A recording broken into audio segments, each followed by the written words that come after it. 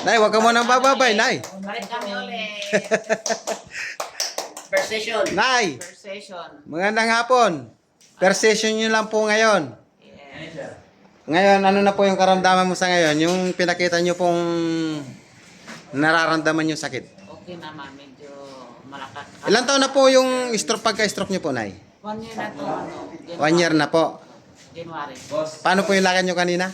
Hindi mo na makaya? Hindi ko naman. Ano. Pero Paano naman maglakad ngayon ay? sa lakad nyo po ngayon, Nay. Tingnan ko nga po, Nay. Tingnan ko nga po, Nay. Kung anong pinagkaiba, Nay. Oh, lakad. Diretso, Nay. Normal na lakad lang, Nay. Stroke ba yan, kuya? May stroke bang ganyan, Nay? Paano siya maglakad ay kanina, Nay? Paano talaga? Kaya mo pa yung gawin, Nay? Paano? Oh, yan. Ah, hindi. Kaya maglakad si nanay. Okay, mataas yung isa mo. Oh, kasi yung hips dislocate, stroke. Ang sakit ni nanay. First session pa lang yan. Session pa lang. Second alignment niyan, 20 to 21 ng December.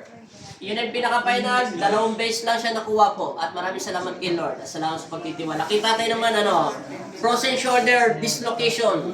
Ang kanyang boyfriend. Ang boyfriend niya. Angat mo nga tayo, kamay mo tayo ng pinagbago. Tayong kamay tayo, angat mo tayo. Anong pinagbago? Mais na. Kabilang tayo. Yes, thank you, May Lord. follow-up pa rin niya si tatay, isa pa tayo. Kasi dislocate, ipit ugat.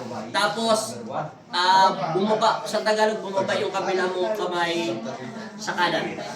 Okay na tayo? Walang limit sa pagbuhat tayo. Huwag lang mabot ng 100 kilo.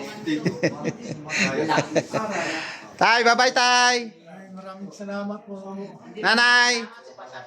Bye-bye. Pasalamat ka na kay Papa Jesus. Magaling ka na yan. Tuloy-tuloy na kagaling yung yan ay. Pag-ingatan ang pagkabagsak at hit and run. Ingatan mo yun, Nay. Kasi baka ma-dislocate ulit yan, Nay. Alam nyo na yung balik nyo, Nay? 20 to 21. 2021. Yan. Eksakto yun, 21 days. Final na yun, Nay. Kailan na yun, Nay. Sige, last na Sige kayo, po, Nay. ingat Salamat. po kayo na sa pag-uwi. Tatay. Okay po, salamat.